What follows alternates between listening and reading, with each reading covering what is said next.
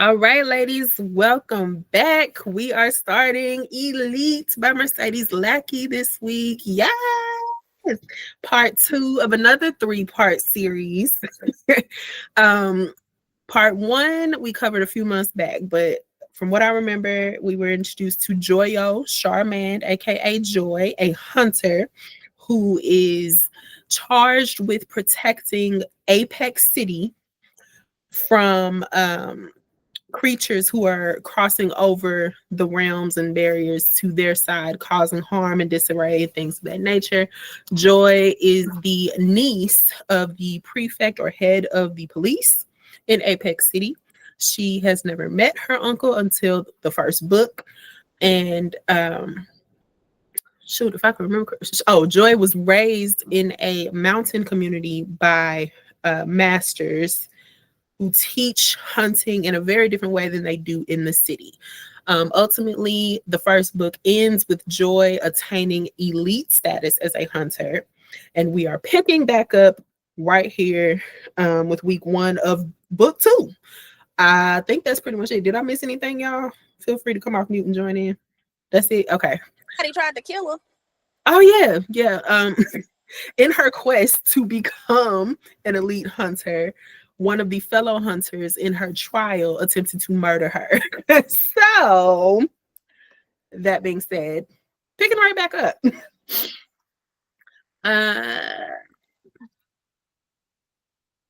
And as a disclaimer, audience, whoever may be watching, I can't see today. I just came from the eye doctor, so I'm going to have some help reading things. Cam, take it away. All right. So, summary for week 1. Joy, newly promoted to elite hunter status in Apex City, leads a dangerous Draken into a trap with the help of veteran hunters Hammer and Steel. Still grieving the death of her friend Carly and reeling from a betrayal by fellow hunter Ace, Joy is adjusting to her new role while grappling with growing concerns about other-siders, dangerous creatures breaching city barriers. She joins Mark, who's also known as Knight, and Archer to eliminate a nest of gazers, sparking a conversation about magic, weaponry, and the nature of strength. As a powerful storm halts city operations, Joy reconnects with friends and learns more about the burden and isolation that come with being elite. A tender moment with Knight reminds her of the values of honor and restraint, while letters from her mountain village offer a blend of encouragement and jealousy. Summoned by Armorer Kent, Joy is tasked by her uncle, the city's police chief, with covertly patrolling the storm sewers where other siders may be breaching the city's defenses. Meanwhile, Joy reflects on threats from within, particularly the potential danger posed by Ace, who is now in the custody of military mages who distrust hunters. As the storm clears, Joy accepts the mission to escort a maintenance crew into the sewers. Tensions mount when the crew shares suspicions of hidden bodies and possible murders in the tunnels. With her magical hounds by her side and danger lurking beyond a sealed door, Joy prepares for whatever lies ahead, aware that trust, courage, and intuition may be her greatest weapons. That's it. That's the end of it. Okay. Thank you, Cam. I can't see. I'm fully dilated. I can't see nothing. Thank you for that, Cam. First impressions while you're here, Cam. Girl, okay, because I like Hammer and Steel. How can I say this without breaking too many rules? Ace is the scum on the bottom of my shoe on the worst day. Still don't like him, but that was from the last book, so we're fine. I feel like Joy is very brave to go on covert missions as a newly awarded elite. She out here doing big things, and I love that for her. I'm glad that she maintained the friend that she made and is still making new friends. I'm excited to see what comes next. And I yield. Yes, yes to all of those things. Mom, what say ye in the first impressions? I must say, I was extremely disappointed because I had to read these first 5 chapters without the assistance of my Audible. Not that the story was bad, but I just like to do it with the Audible playing in the background. So I was upset because I didn't get the background of my Audible reading. But other than that, in terms of the book itself, um, it's off to a good start. I'm going to say that. I It's intriguing that Ace, even though Sucker was carried away and locked up and all of that, still is able to have a little bit of freedom, which is letting me know that he's going to come back in this book. Also, as Cam said, I like the brothers. They were quite entertaining to read about. And the leader of the elite is interesting as well. So I'm looking for some great insights from him. I thought it was comical that one little hunter came up and was like, "So you want to go on a date?" And she was like, "I'm already kind of dating." He said, "Oh, you mean that siphon kind of guy?" No, is that serious? Really? Okay, no, okay. So I thought that was cute that she had that moment. And it was flattering. So it was lighthearted but still flattering, and it didn't turn her head to the point that it took her away from the core of who she was. She was flattered but was still able to stay focused. So I enjoyed that because it just lets you know that's just another part of life we all experience. And with that, I yield. Love it. Love, love, love it, Mom. Thank you for that. Glenna, first impressions, ma'am. Well, my first impressions, and I have to keep in mind of keeping it just to the chapter because I've read the whole series. Um, my one favorite impression at the beginning of this book was just one word: bait.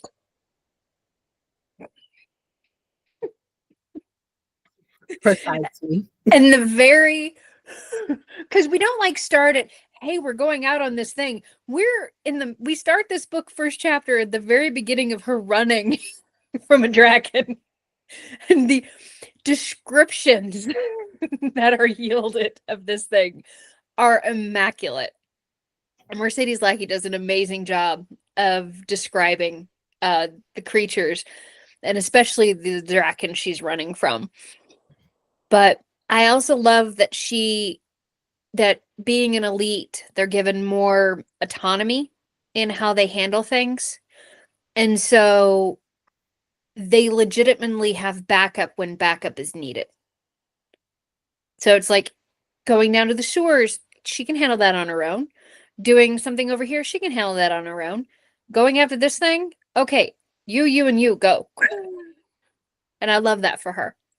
And I love that she's getting the backup and the true camaraderie that mirrors in some way the way she worked with her colleagues on the mountain.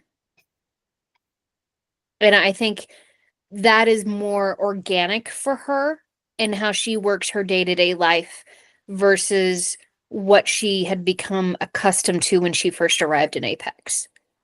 So I love that about this. And you get all of that in just the first couple of chapters. You get the sense of the tonal change from kind of the entertainment purpose of the first book as far as how the hunters are treated versus the now kind of almost tonal shift to how they're treated as elite. They're still treated as heroes, but people are like, there's an elite, something's bad, I need to hide, rather than, oh my God, can I have their autograph? Because I still think in an underlying way that the general public doesn't believe things are as bad as they are. But I think they acknowledge that when the elite are around, they're different. So I loved the um the normal people interaction right after their hunt. They're like, "Oh yeah, we're just waiting on a chapter. Oh yeah, let's sign some autographs." So, and with that, I yield. Yes, ma'am. Yes, ma'am. So in my notes I also love the brothers. I can just picture these two tall, lanky, bald, copper skinned brothers, um, you know, with the matching fits, you know, just real swaggery, just chilling in their roles as elite hunters, just, you know, kind of like twins almost, you know, feeling that synchronicity amongst them coming off the page. Um, Also, I really love that this book has a back to school type vibe. Like we picking up right where we left off, and she hit the ground running, literally running from the Draken. And it's nice to re reintroduce ourselves to characters that stole our hearts a couple months ago, like Knight, and to be introduced to new characters like Archer. One thing I noticed about Archer was the conversation that he had with Joy about what he sees in her and how he can tell she's not like a regular hunter, not necessarily because of how she grew up or how she thinks, but how she moves and behaves and how she conducts herself. And I thought that was really cool to have somebody brand new to her see that, and not have the stigma or the judgment of, oh, it's because she's the prefect's niece, or oh, it's because she's new, or oh, it's because blah blah blah. Like he literally just worked with her and saw how she's a strategist and how she's skilled and she knows what she's doing and appreciates that with her. Really love that conversation. Yeah, Ace is a douche, and I'm not looking forward to seeing that character again, to be honest. But what I am looking forward to seeing is how or if the hateration and holleration from the dancery back home on the mountain, if it's going to manifest in any way further than these letters. Because I thought it was very interesting that the author put that in there, like, hey, by the way, you got some haters from home. Well, I started from the bottom. Now I'm here. What you want me to do? Like, what you want me to do? Like, I'm doing my thing. I'm being an elite hunter in Apex City. What y'all want me to do? I can't be on the mountain with y'all.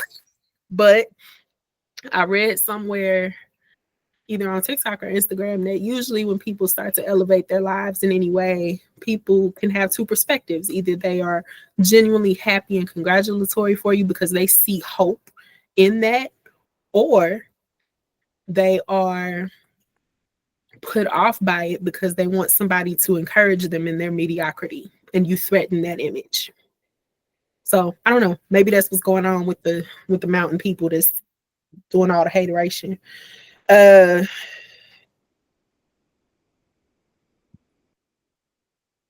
Cameron raised a hand. Okay. Hi, Cam. Come forth with the hand raised. Hello. I just wanted to say I'm glad I'm not the only one that saw them as like big bald black men. That's all. Yes. Yes. I don't just okay, Glenda. I see your hand raised too. They are. Oh, We get the actual description in a couple of in the next few chapters. okay. They are. That is Well, a correct statement. It's like they're and the chocolate it's- Fred and George Weasley. and they are not. They don't they go into their name, and I'll leave that for when you guys want to read that. But based on that, I think they're twins. Okay. Mhm. Yeah, I definitely got twin Oh. eyes. But they never explicitly say it. So my last point in my first impressions, we can see that the threat of danger is continuing to build and build and build. And while I don't love that for anybody in Apex City, I'm glad to know that this writer is moving the story forward expeditiously and not just getting us a whole bunch of filler in these little 5 chapters we just read. So hopefully that continues. And with that, I yield. Moving forward into the discussion questions, we have questions. Somebody. Started from the bottom. Magic muscle, I told the storm, trust and betrayal, values and vulnerability, layers and mask, power and protection, love and duty. Thank you, Mother. Appreciate y'all helping me out today No problem. while I get my Ray Charles on. All right. Bye. That's it. So as y'all can see, we have a few more questions this week. So each of us get two. Glenna, why don't you pick first? I'm going to do I Told the Storm first.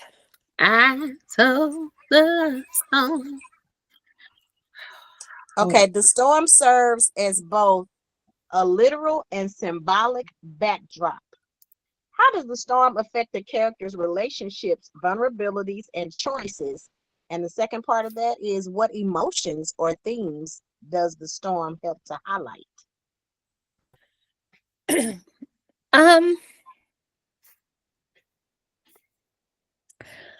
I think the storm, as far as a symbolic backdrop, kind of shines the vulnerability of the town and that, trouble is on the horizon. Because they kind of mentioned that the storm came out of nowhere, if my memory serves me correctly.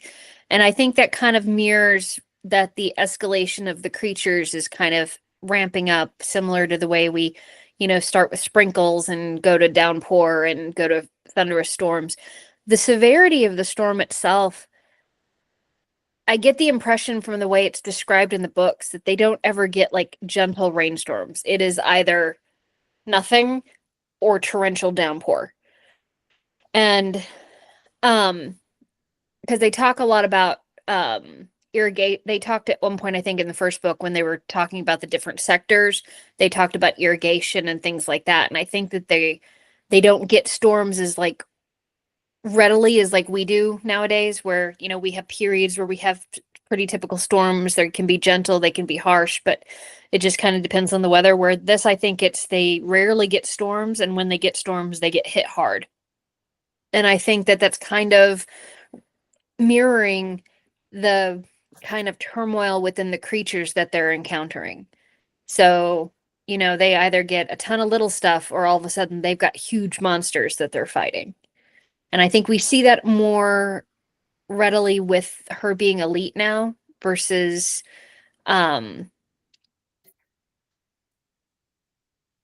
what we were seeing before. I also think that it's interesting to me that, and it's kind of the opposite of what we think of the calm before the storm, where we think things are kind of calm and then all of a sudden the storm hits, where the calmness is the storm, because all fighting stops. It's almost like a weather ceasefire. They all go back to HQ, they all hunker down, and there's nothing going on for the next however long the storm's going on.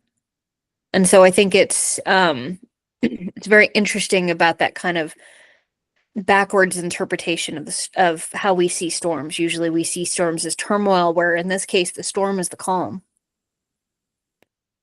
So, what emotions or themes does the storm help to highlight? I think while they're all enjoying their day off, you can kind of feel in the storm party the kind of tension that's brewing, because they know that while, it's like they're partaking in pizza and popcorn, I think, and other things, they're eating luxurious snacks as far as they describe, because they know that they're going to have to work harder once they're done.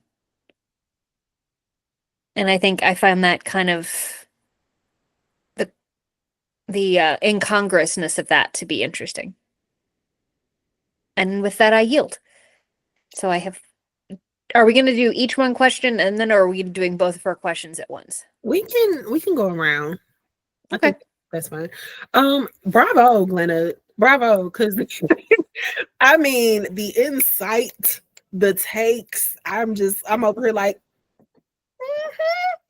yes. Yes. No, I love all of that feedback. The calm is definitely the storm. Everybody chilling, everybody gearing up for what's to come. Yes, you hit the nail right on the head. Um, okay. So, um,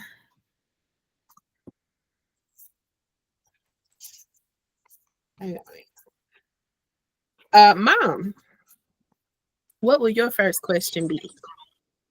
Okay, I think I'm going to um go to um muscle magic. Magic muscle, sorry, magic muscles. Magic muscle. Girl, you want it to be muscle magic so bad. I'm not, All right, Mother. Please. don't hate me because I'm me. Okay, okay. So magic muscle. Magic in this world is likened to a muscle that needs practice and flexibility. What do you think this metaphor says about personal growth, learning, or faith? So let's say any muscle that you have in your body has to be exercised and used repeatedly in order for it to become stronger.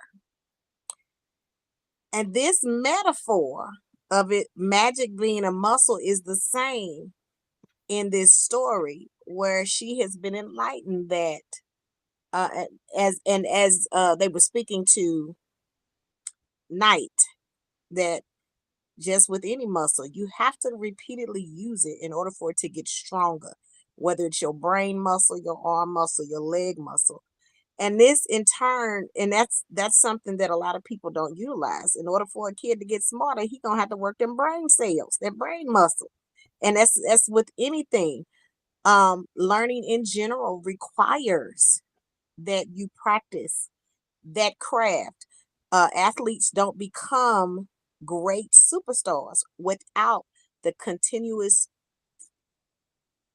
use of whatever muscles it needs to obtain that particular goal. And that is not just about um, your body. That is a true reflection of personal growth when you take the time to sharpen or strengthen, not sharpen, but strengthen your muscles. Now, you mentioned on here learning, personal growth, learning, or faith. Same thing comes with your faith walk.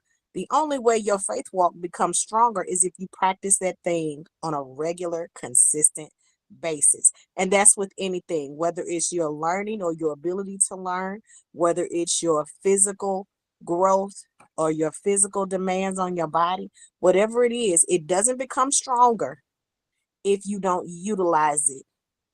And this approach, Joy's approach to her magic differs from others because she is constantly utilizing techniques to strengthen her ability to use her magic. And she's working to try to figure out new ways to do things. Unlike others, and in this particular case, we learned that Knight was told, whatever you got, and you work with that. And he finds he was enlightened by being told that no, that's not the case. You just have to work your magic like a muscle. So that's where this whole question comes from. And so in that, she didn't realize that you couldn't. She just knew, coming from how she was brought up, this is something you do. You continually try to get better. You do more. You try to work harder to increase. So it's almost like a work ethic that was instilled from how she was raised, which is very indicative of how folk living their life right now. How you were raised determines um your ability to be successful in what you're doing, because you will continue to pursue that thing until you've mastered it, and then you move on to the next thing. And that's kind of how Joy's approach to her magic is. I got to keep working this thing to see what else I can do, what else I can try. And I think as her herd grew, it kind of also encouraged her to do more, to try more, because now you have a different you have a very eclectic herd. She's got the largest one to begin with, but it's eclectic in terms of different types of hounds. So some hounds are limited where others are not. So that also gives her an opportunity to balance who she sends to do what specific task. So, and we learned that also by just reading some of what goes on in chapter 5. And so, with that, I yield. Bravo, Mom. I did not catch that. You're right. She does have the largest pack now because when Ace attempted to murder her pack grew because his hounds abandoned him and was like, nah, we gonna join her, which never happens. So that, along with the hounds that she inherited from her deceased friend Carly, along with the hounds she already started book 1 with, she now has this arsenal of magical ability through these hounds. And you're right, that is cause to try new things. You got new folk on your team, you got to see what people's or what hound strengths are. Yes, Glenna. I also kind of liked the moment in the discussion with Knight over, the muscle and how Archer was kind of using her as an example of how, this is what she does. And this, I also kind of liked her inner monologue of, but this is how everybody, what do you mean nobody else does this? That kind of, this is just what you do. I like how set back she was by realizing that not everybody put in the same effort and learning what she does naturally. Because I don't think she was trained to work that way. I think that's an innate part of who she is. Because it's just that when she's thinking a thought process, okay, this is I need to do, this is what I need to figure out how to get to. It's just her problem solving. So what she thinks of as this is the way everybody's brain should work, she realized, oh wait, not everybody's brain works that way. Because in that conversation, she kind of came across as, I never thought of it that way. And I really enjoyed that epiphany for her. And see, I honestly thought that epiphany arose because she thought her thought processes grew out of her having to be a solo hunter at such an early stage. You know what I mean? Yeah. With her being in the monastery, she was put out there and she had to do those things. It was not like she had this developed, she had a developed training that was very different than what the hunters are in Apex City. But she also was put out there initially by herself, whereas hunters in Apex City don't start by themselves. They start out with someone. So she had to think like that. And that's why I said, I think a lot of, like I said, so she, in order to of her the way. Mom, it looks like you're freezing. Hang on. Yeah, it looks like you froze for a second. Can you repeat those last 2 sentences? Yeah, I felt like she was required to think as a hunter. Once she was trained, she was sent off and she had to think quick on her feet to get through, and that challenged her to think ahead, have backup. Whereas the hunters from Apex City, as they learn to be hunters, they all had an experience, someone backing them up, and she didn't have that opportunity or that luxury, and not a luxury, but she did not have that resource as a fresh new hunter. So I thought when I said she was trained that way, she literally had to survive that. So that's where my thought process comes in terms of, that's why she does what she does. So, ladies and Mom, I think your connection is still trying to work itself out. But that said, this brings up 2 things for me.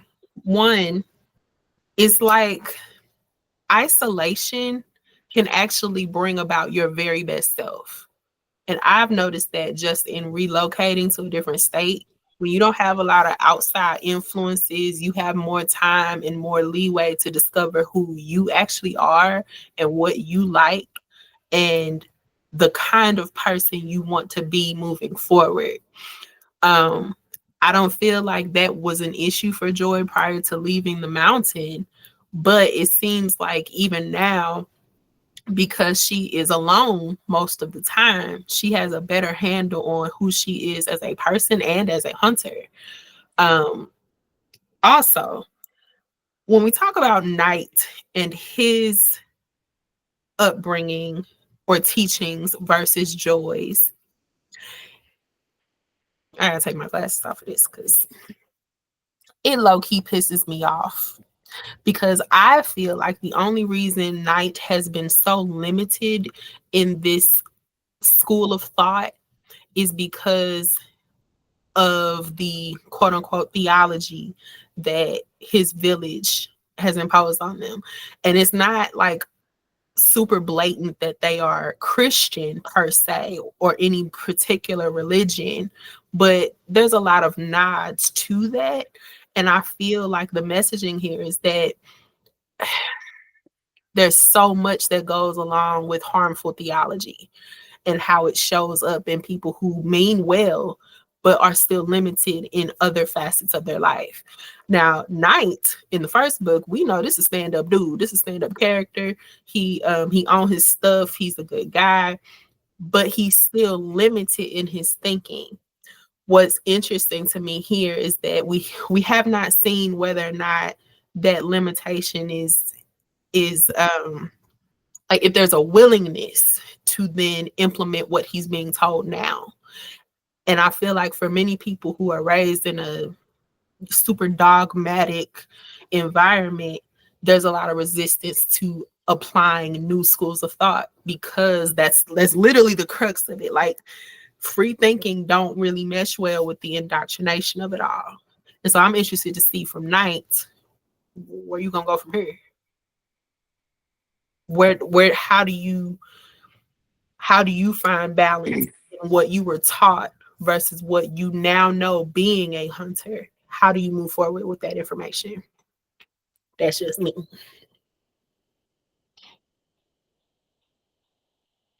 And that said, I yield on my response, Mom. If you had more for your which magician.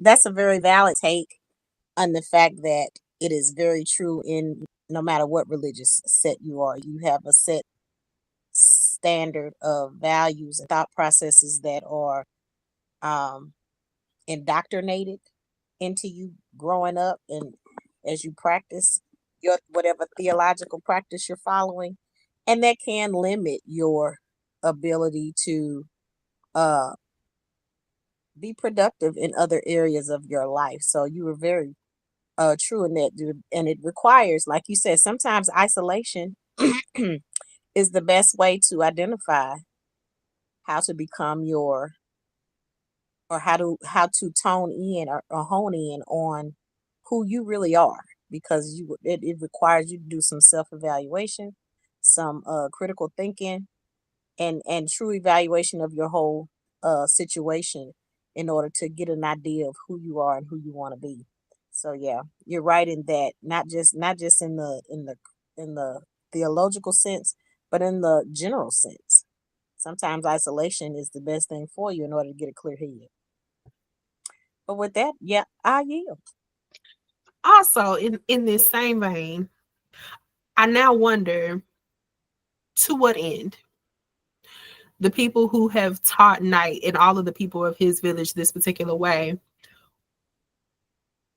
and have made you believe certain things about yourselves and your abilities, to what end? Who is benefiting from the oppression of these people's minds? That's what I want to know. Yes, Glenna, I see your hand. First off, in response to Lisa's comments about her training and things like that, trial by fire is always a tried and true way to learn things. As far as the representation of the people of faith in these books, they are, in my opinion, a combination of a caricature of both the worst and best of how certain faiths not just one in particular, but several in general, present themselves to the world. We don't really see a middle ground here. We either have one extreme or the other. And as we learned in the first book, this particular group thought that the rapture was occurring. Mhm. And then the desolation happened, and or desert or whatever happened, and that they should all be in heaven, but that didn't happen. So we don't know, because they never really say how long from the devastation till now. They don't really give us a time frame. So you have at least a couple of decades for sure, based on the infrastructure that's put in place that couldn't have happened in like 5 or 6 years. We're talking at least 20, 30 years down the road. Girl, That's a 40 lot years of in the time. wilderness with Moses. That's what that is. Yeah. It's a lot of time to sit and be bitter. And I think that group ardently resents anybody who doesn't follow their thought process. And so they find everything that has to do with the creatures and things like that coming across as being ungodly. And so I think when they told him this is all you get was because they can't, as a group, think any further than that, because they're still fighting against their bitterness. So I don't think necessarily anybody's benefiting from keeping that information away from him. I think it's they can't look past it. And with that, I yield. That's so interesting because that mirrors a type of theology I read about called dispensationalism, where basically history is divided in distinct periods or dispensations where God deals with humanity in certain ways. So as we know, the rapture, that is just part of a like a long timeline of sections or dispensations of how God deals with folks. And I mean, of course, like any theology has its pros and its cons and criticisms, but we don't really hear a lot about what's supposed to happen after the rapture. But this particular branch of theology has like section after section after section. So I can only imagine what this community of faith in this book has, built up in their head about what's supposed to happen. And I fear for the day when, or if we live to see it, if the dispensationalists find a similar fate where it's like, well, hold up, this is supposed to be this period and this ain't happened. What you mean? What we do now? It can be very disconcerting. Yes. So with that, I guess I'll go ahead and yield and get us back to the question. Cam, come forth. What will it be?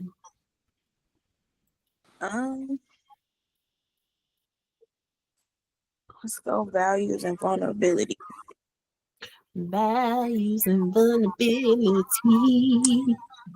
Joy's interactions with characters like Knight, Kai, and the maintenance crew show different sides of her personality. What do these moments reveal about her values and how she balances strength with vulnerability? Well, she's not really vulnerable with anybody other than Simon, which still very sus. Simon still gives me sus vibes. I don't know what it is. Something about working at the police station, reading folks' feelings and things. I don't know. I don't like it. But outside of him, and maybe on occasion, Knight, because they're like the closest friends, she doesn't really show vulnerabilities. Like, she's making friends, but all of these new friends are just that they're new, and she hasn't fully opened up anything. So all people really know about her is how good of a hunter she is, and the fact that she made Apex so fast. She made Elite so fast after becoming a hunter and going through the things, and that she's looked on highly by Armored Kent. Like, she has to keep this front, and it's not really a front because she actually is very good at what she does, but she has to keep that face on more than her vulnerable face because that's what people expect of her. She's the police chief's niece. She got to Apex, was a hunter, and became elite in what felt like 2 seconds. Like, she got this huge pack of hounds. She got somehow got two hounds to abandon their hunter and asked to join her. Like, there's all of these things, and people are looking at her like, oh, she that one. That's that girl. And that's what she has to keep on, because at this point she has to watch her back from all sides. So though she does value those moments, and like she said something about like during the storm and she had her time off, she just wanted to talk to Simon. Like, she has her moments with specific people where she does let her guard down and kind of just gets out everything that she's not able yet to get out with other people, but she does value her job. She does value the people she has to care for. And because of that, she keeps on her hunter face more than any other face she may have whenever she has them. And I yield. Thank you for that, Cam. I agree. I agree. 10 out of 10, no notes. um uh, hang on. We done I Told the Storm, the Magic Muscle, Values and Vulnerability. I will do Love and Duty. Somebody please read that for me. Joy hesitates to tell Josh about her secret sewer mission, even though she cares for him. What does this decision reveal about the balance between love and duty in Joy's life? Do you think she made the right choice in keeping it from him? Um, the balance between love and duty, I feel like she's balancing it very well at this point. Um, and even though like she did have that initial jerk to, oh my God, I can't wait to. She did have some restraint, and it was well warranted because of Josh's position as a Simon or a mind reader. Um, I'm glad that she exercised that type of discernment because he's also the right hand man to her uncle, the head of the police. And because she has so many things coming at her from all different sides, we still have an assailant who Ace, the person who just tried to murder her in book 1, we don't know who that person is. And we don't know if Josh is in cahoots with that person. We don't know, even though her uncle, seems like a good guy. I mean, we could also stand to reason that uncle might be in on some stuff too. Um, And so I feel like she's currently balancing that very well and not getting caught up in the fluttery butterfly feelings that she has for him just because they seeing each other. Do you think she made the right choice in keeping it from him? Absolutely. Absolutely. I think if she's going to reveal that to him, then it would have to be after she can confirm that her uncle and him had already talked about it.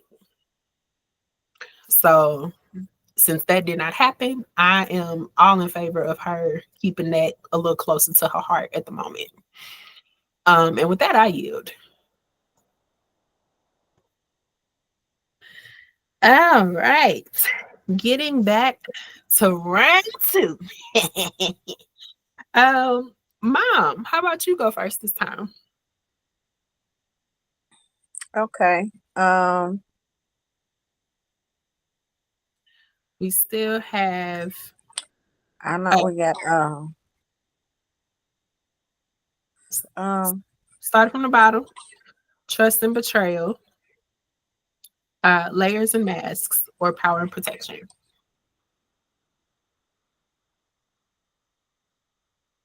I think I was gonna go with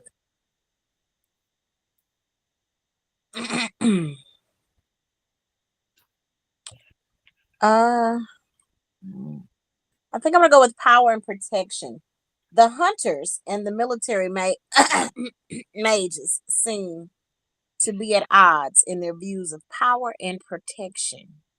What do you think the story is saying about different kinds of strength, physical, magical, moral, or political, and how societies value or fear them? Where shall we start? Number 47, maybe? No. Anyway, um, yes, there are multiple kinds of strength that is shown. There are levels of uh I want to say military type power, because you have hunters, then you have elite, then you have the military, and then you have mages, or is it pronounced mage? May Mage. So you have the mage, which is it's just like a level between elite and army. And all of these different divisions are levels that are supposed to be protecting Apex City. But they are at odds because the mages are the flunkies to the army, or they're one step beneath the army. And it seems as if that in this particular case, or what we have been informed of thus far, the mages that are working with the army are those who, for a lack of a better term, are required because of um it's like punishment, but it's like the chain gang. You incarcerated, but you gonna work for us kind of situation. So you gonna be working with the military since you incarcerated. You gonna do something. You ain't just gonna sit up here and eat and do nothing. You're gonna be productive even though you in prison. So, and apparently the military has a firm belief that mages are have a hierarchy over hunters and elite because they are able to perform their magic without hounds. The military does not trust hounds because technically hounds are outsiders themselves and they trust no outsiders. However, outside these hounds that are connected with hunters are, for lack of a better term, uh, connected to their specific hunter. But it is shown just in dealing with Joy that your hound can leave you, as they did Ace. They turned and went away. And then those hounds that were left without a leader because her best friend died will join up with another leader. So I guess that's kind of where the army's feeling. It could be. I'm not saying it is, but it could be. Or they could just have a natural raw disdain for anything that's an outsider, which is what the text leads you to believe. But they feel like they can do the protection of the people without having to use a hound, and you just use your magic. Therefore, they believe they in turn are stronger.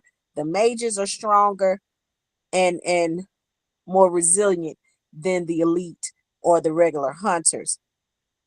What does that say? It's another race or another group of individuals who believe without the shadow of a doubt that they are hierarchy or better than the others. This is kind of like Hitler, and or when he believed that blonde hair blue-eyed was better than the rest. Same concept. Is that truth? Mm, there's no truth in it. There's nothing to validate that. But that is the belief, the ideology that particular group of people are following. Um, Physically, are they stronger? That's neither here nor there. Okay, I see your hand, Cam. Just give me a second. Magically, I can't say for certain because we're in the first 5 chapters that magically that they are stronger because they can protect without the use of a hound. Um, but that's not to say that the hunters and the elite can still protect magically without having to use their hounds. Because if we notice in the reading, sometimes the hounds are just standing nearby in case something happens. Some things that the hunters and the elite are doing, they are doing just using their magic. So it's not that they have to have a hound, they just have the extra benefit of the hound. Um, so I think for me, um, and in terms of morally, I think it's just wrong to think that you're better because you can do some stuff that I can't do. Everybody's got special gifts and talents, and some are more gifted in areas. And just like um Joy in her blessedness learns that, oh, everybody don't think like me and I'm doing stuff that ain't nobody else doing. Oh, okay. She has no clue that she's stronger than some of the other hunters or some of the other elite. She's clueless because she just thinks she's learning and she's just looking to learn. But again, there's always going to be somebody stronger, bigger, faster, wiser, and the goal is to grow in that. Politically, this can pose a problem because we know that her uncle, who is supposed to be over all of this stuff, knows that it's some folks in the background doing what they do. They're working against him. They're watching him, probably trying to snuff him out, which is why he needs her to be extra careful, which is why he has to speak to her in secret. So there's always some politics behind this kind of stuff. And so the reality is, at the end of all of this, I don't care how high up you are, there's always somebody to be feared, which is why her uncle is very secretive. We know society value those that carry the strength of the protectors, meaning whatever governing body is protecting the mass of people. Right now, it's her uncle, but he even knows there is somebody out there that is vying for him to fail. So, is that political or just a strength or whatever? You call it whatever, but in the end, society will fear anybody that's in power to an extent. And even those in power fear someone else because they always have to understand that somebody is vying for that position. Um, do we value folks in power? Yes, we do, because they add some form of protection, but we also fear them because they can be reckless with that power and can cause devastation. And this story is no different than everyday life in terms of those elements of the power that be, being the protector over the governing body, but also being the one that can bring it down and cause it the most damage. This is something that we see. This is a repeat occurring theme throughout different parts of history. It's just played out different in this book. Um, like I said, the governing bodies that protect the people and those that control those governing bodies, the people in Apex City look up to them. They consider them celebrities. However, and like you said, they value the hunters. They see the elite and they go, "Oh my God, something must be wrong," but they still want an autograph. They really are. They haven't said it in the book yet, but I'm pretty sure if they're running from the elite or they're fearful because they see the elite, they're probably gonna think even worse when they see the army, which is why her uncle is trying to find out what's really going on, because the threat is real. The people of Apex City just doesn't know it. Uh, but Uncle is in fear for what's possibly going to happen to the city, and what could potentially happen to him and his niece, because he knows he's being watched. He knows there is someone out there to get him, and he what he does not know is whether or not they're the ones that are causing these outsiders to get in, or is it just they're getting in because of a weak barrier somewhere. He's really trying to get, it sounds as if, based on the reading thus far, he's really trying to get at the bottom of this just so he can keep his people safe. So in general, I mean, society will fear anybody in power, but they also need somebody to be in power to protect them. And with that, I yield. Cammy, you had a question. I That's was our just, hand. I was just gonna tell you that it's not the military that feels like their mages are better. Their mages just think that they're better. But I think part of that is because they have been told by them that, well, the way it read, or the way I interpreted the reading, is that the mages are amped up to believe that they don't need the hounds, therefore they're better.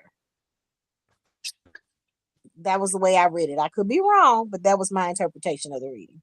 Page 64. Army mages think hunters are some sort of second class magic users. Mm-hmm. By now, they'll have him convinced that having his hounds teach him was a sign that he was destined for greater things, and talking about Ace. Right. Then they go on to say the army mages I've met have egos the size of a planet.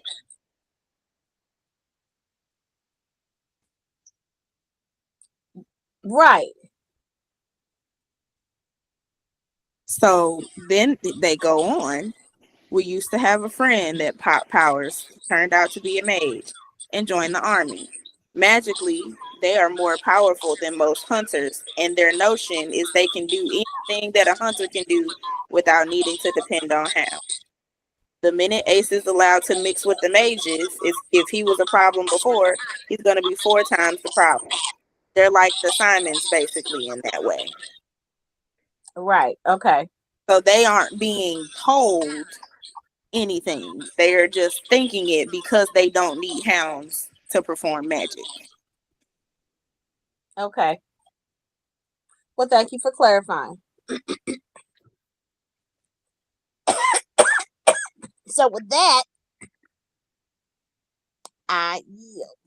But now you got to admit, for Ace to think that somebody had to, like they said, they put it in his head that he was destined for greater things. That's why why he in the situation he in. But again, it's all a matter of interpretation. I appreciate that knowledge, though. Thank you for reminding me of that. So, Cam, since you're here, why don't you pick your next question?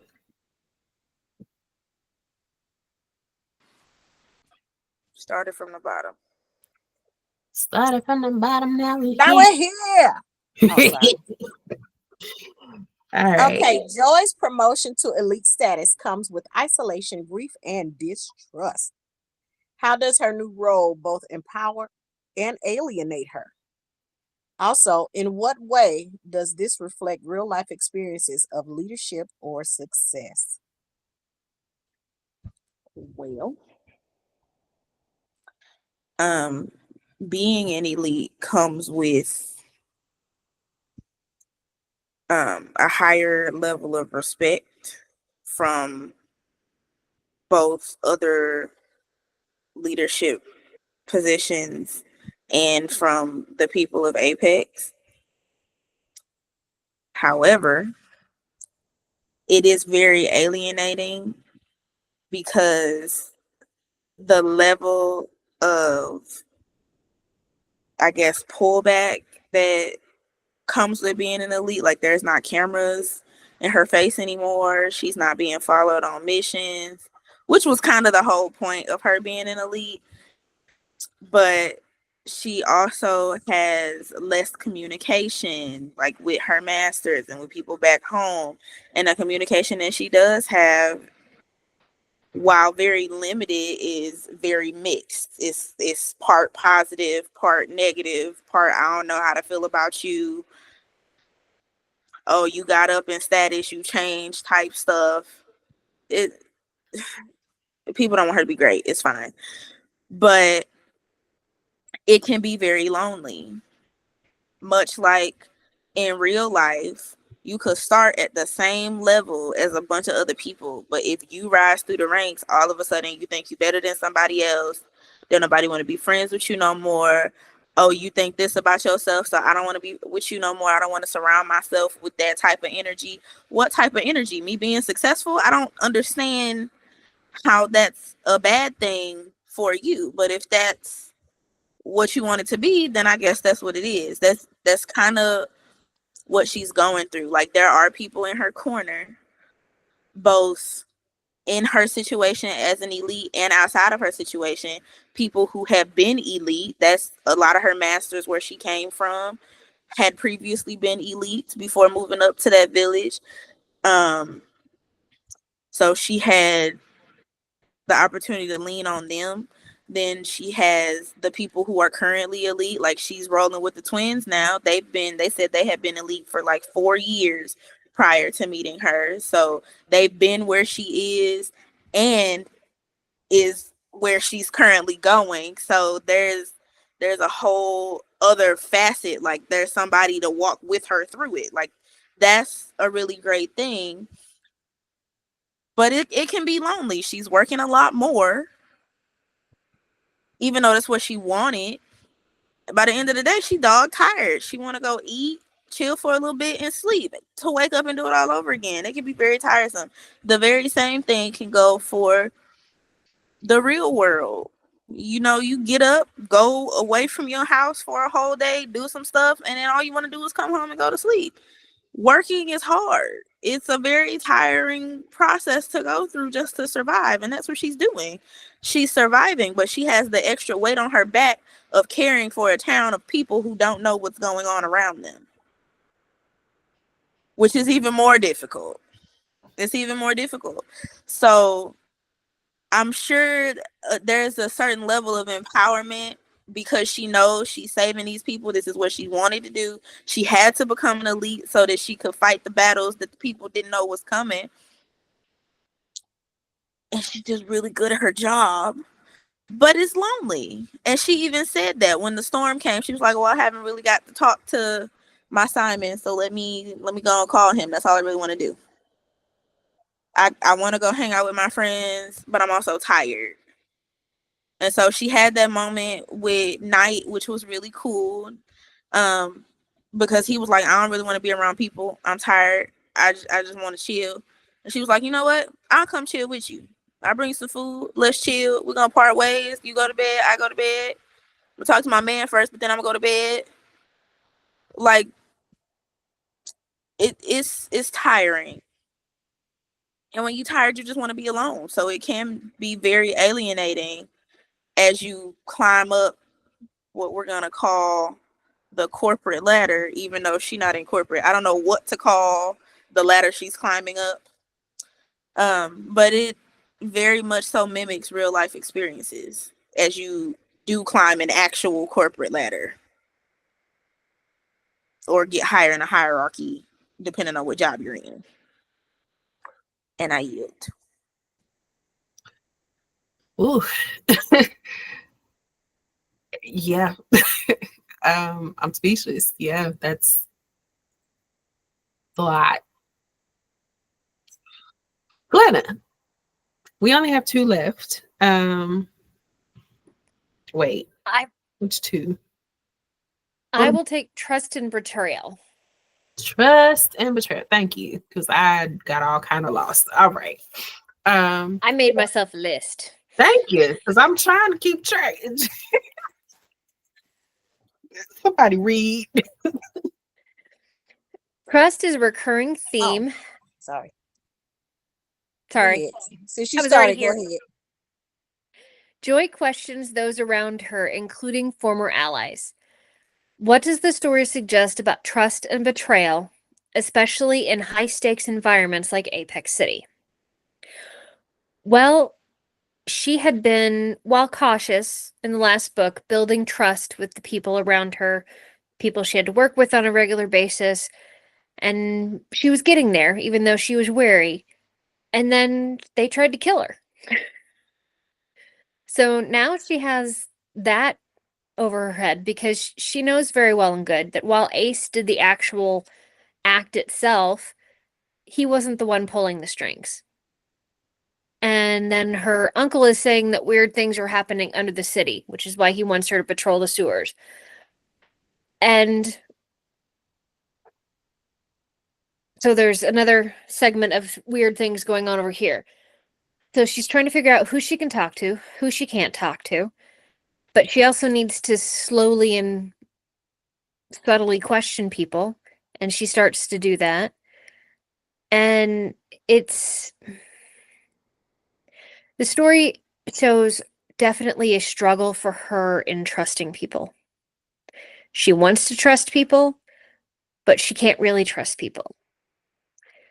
But she still needs to talk to them to get information out of them. And she's learning, like, the whole conversation about uh where Ace went. And she finds out that he's with the army mages instead of where he should have been going, which was prison. Because to me, that would feel like a huge betrayal from the city or for the leadership of the community they're in, because he should have gone straight to jail. And instead, they went, yeah, no, we're going to put him over here. To me, that would feel like the target that might have gone off my back from, having him gone is made bigger because it's not just him blatantly anymore. And it's, yeah. The story definitely,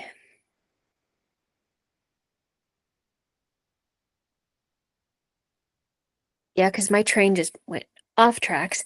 Policy, apologize. It definitely shows her struggle with trying to trust people, even though at this point I don't think she can trust anybody. Like Cam said earlier, I think in your first impressions, she's not truly opened up to anybody. We see the beginnings of it with Josh. We see a little bit of it with Mark, but we get more of her getting information out of Mark than her sharing with Mark. Because she can't share with Mark. Because she can't tell him about every aspect of the mountain because at this point she doesn't know she can trust him. And that's a big thing with the mountain, is that if it's discovered, it will completely destroy that area.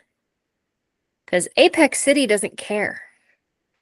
All of the hunters go directly to them, and they send essentially the rejects out into the country to take care of the other areas. And that can't happen to the mountain, because the mountain has proved, I think, time and again that it's a center similar to Apex in its draw of other siders. And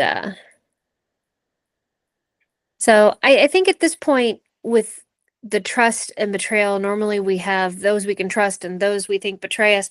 I think right now, because of where she's at, I think those are all two sides of the same coin. Because right now, everything is so uncertain that she can't truly trust anyone except her uncle. And that is precarious at best. It's not so much a breach of trust with her uncle, it's the omission from her uncle because he's limited in what he can tell her. She acknowledges that fact because she says he can't tell me these things, but it still leaves her without information she needs. And in the next coming chapters, there's a lot of information she needs. that we're going to find out real fast. So, and with that, I yield. I'm excited to know what it is we're gonna find out. We just gotta hang on to our seats, kids. Um, what's left? Layers and masks. Thank you. I will do layers and masks.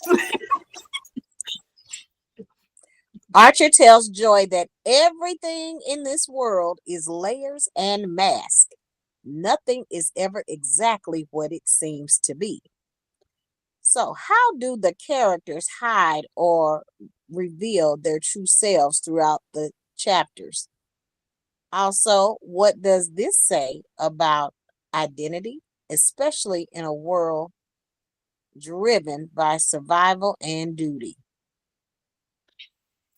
So the first part, how characters hide or reveal their true selves in the chapters. So we really haven't had much interaction with anybody outside of the other hunters in Apex. And Armorer Kent and her uncle.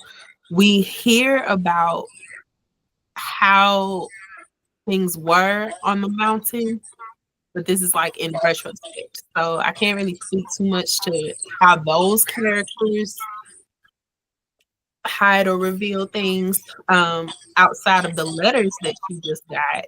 Mom, can you mute? I hear echo. Thank you. Um, the letters have revealed uh, more about what other people are saying versus then, I mean, her interactions with her masters are still very coded like they are with her uncle. So, I mean, there's hidden things there which tell us, there's a greater picture at play, right? As far as revealing of true selves, I feel like the only character I can think of who's done a more vulnerable conversation with Joy has been Knight. And that's regarding his village and his people. And in so doing, Joy was able to assist him in getting them to her mountain away from the toxic water that they were having to ingest. Um, I feel like I vaguely recall Knight being one of those people who was to himself before Joy. And I don't think that was necessarily him hiding things about his true self, but more being focused on the job.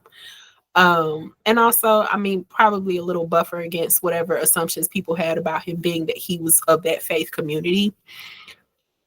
I feel like any character's decision to isolate or to be more social, like an Ace, or like the flirtatious gentleman who's like, hey, you want to go on a date? I feel like anybody's decisions about that says loads about their identity. It says so much about how you choose to operate with impending doom every day. It's kind of like how there's a TikTok trend out now where people are saying like the world is falling apart and Black people are just line dancing. At this point, I mean, it says a lot about our identity as people if that is our response, that we are a people of perseverance who choose to celebrate and find joy even in the darkest moments. I think it says a lot about, that young gentleman that even amongst the threat of doom and Drakens and other siders every dang day as an elite, I still got time to flirt because shoot, I'm here for a good time, not a long time. And the same with people like Armorer Kent. His identity is very much duty driven, but understandably so. He's the head of the armory. He's the head of the elite hunters. He's got a lot on his shoulders and a lot on his plate. So understandably so, he would have a lot to hide and maybe not reveal too much about his true self in these chapters, unless it was absolutely necessary.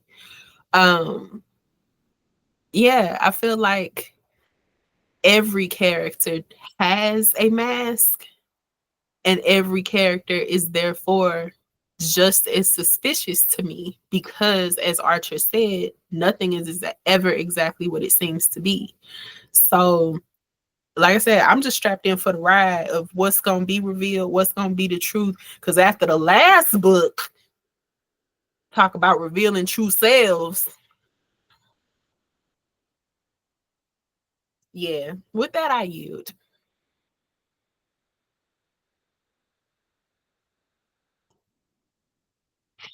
Um,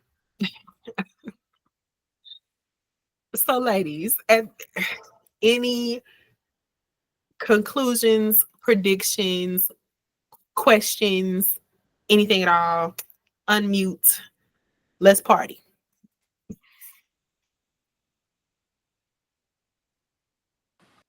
I'm curious to see in what way is Ace gonna rear his ugly head. Cause it's ugly, I just know it is. He in my brain, he got a skinny long face covered in zits. Like I just hate his guts. So Really? Because I feel like Ace would look more like Sheldon from Big Bang Theory. I mean he's No. probably very attractive in his own right, but because I don't like him, he is a zit face. Well, Glenna, you've read the book. What does he look like? Well, they portray him as being super popular in that sense of not just in how he works, but kind of he's got the girl, things like that. So he kind of gives off frat boy energy to me. Mm-hmm. Okay. But with zits. You are determined to give this man dermatological issues, I see. Yeah, they don't actually, outside of I think calling him blonde, and I think vaguely mentioning that he was handsome in the first book. I think that's pretty much all that was described. That's the only description we get. And I'm just gonna sit back and watch when you guys read how that happens, because yeah.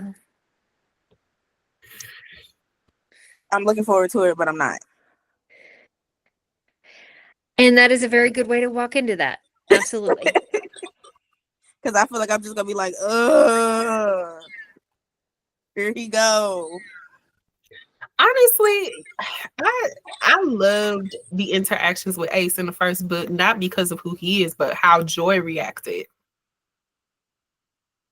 She was just so quick with it. Like, Yeah, and I think that's why he couldn't stand her. it's exactly why he couldn't stand her. It's exactly why so many people can't stand us. You know what? So We true. that way. All right, Mom. We got part of that from you. That's why I say it's so true. But if you don't start, none. Won't be none. Won't be none. I'm actually looking forward to see how this new friendship with the brothers, The twins. the twins, is going to develop. Also, what is in store for her in this tunnel? Oh, girl, I Because, can't wait baby, for the page. them opening the door. Wait, I can't Glenna wait for them is to flip that page. right. I'm just like them opening the door and everybody is on point, and it's like, okay, what y'all finna run into? Yeah, and is this and this is probably gonna be the first of whatever because she's gonna be the one down here in these tunnels. For the With, first time. so I'm just curious.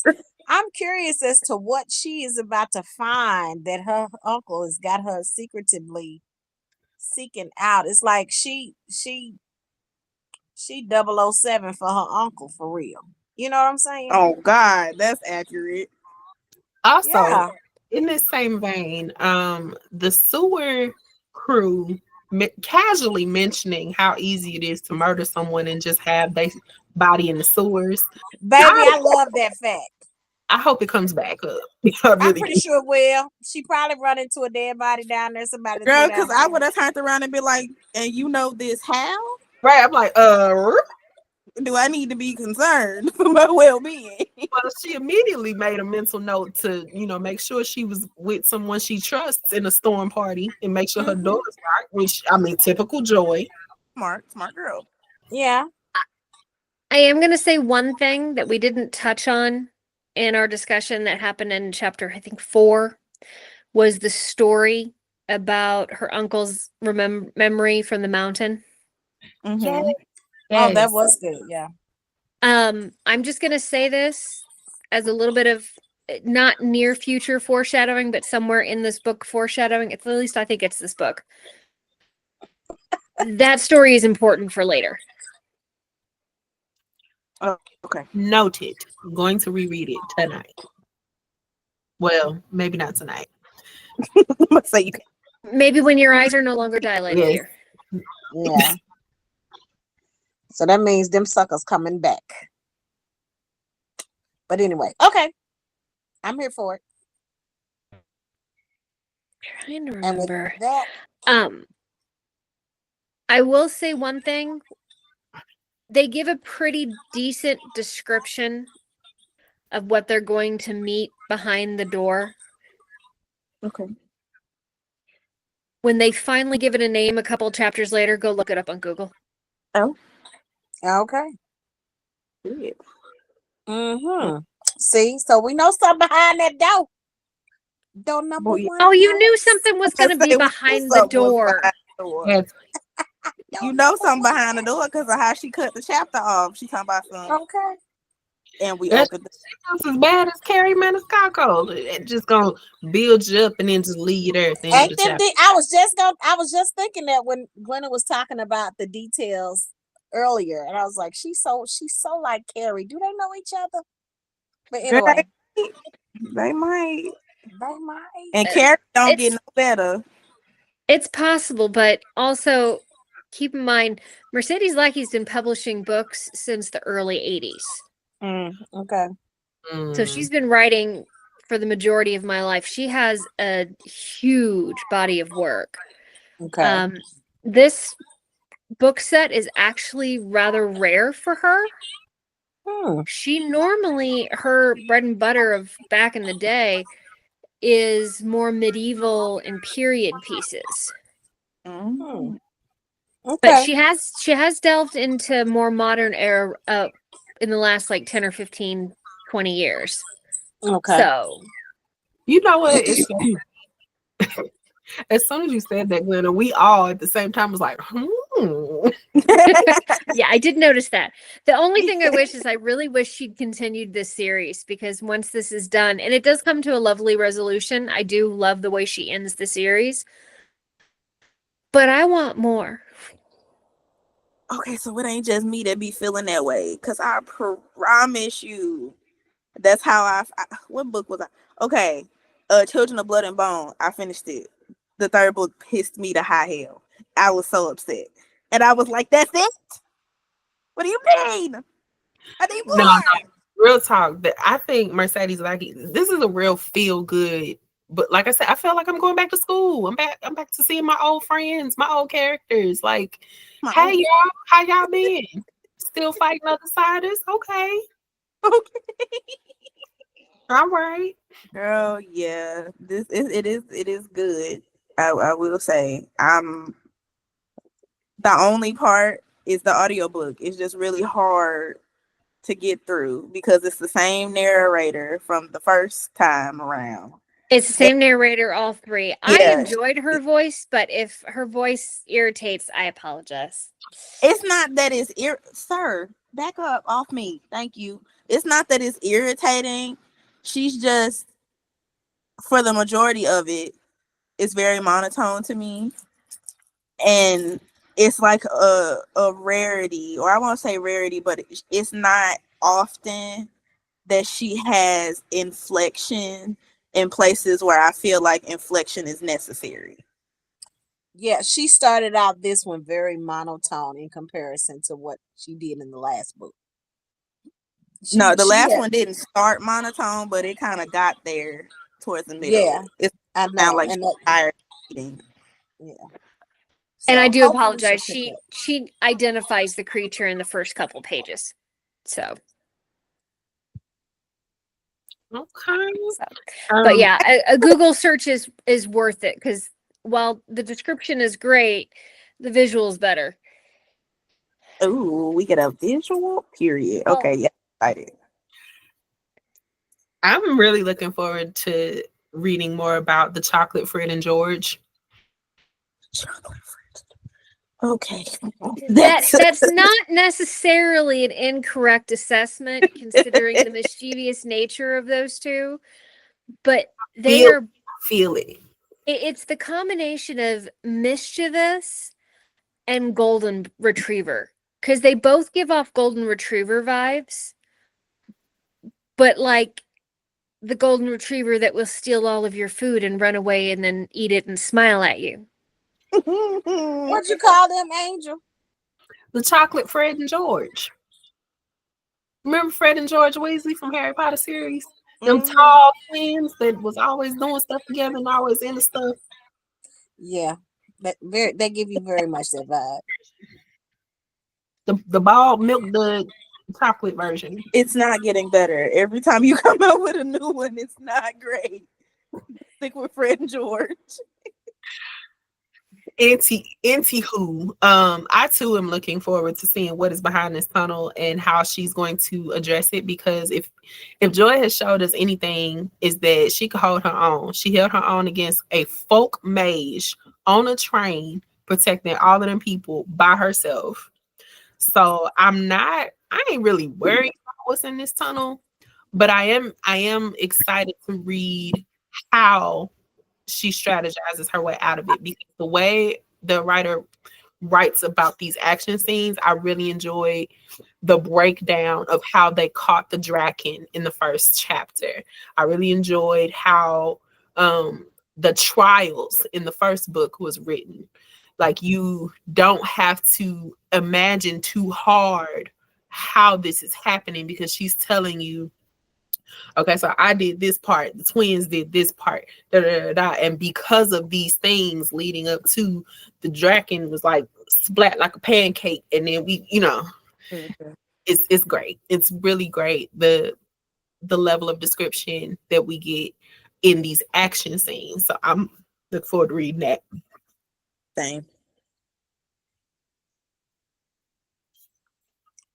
Sounds like we all excited about the next set.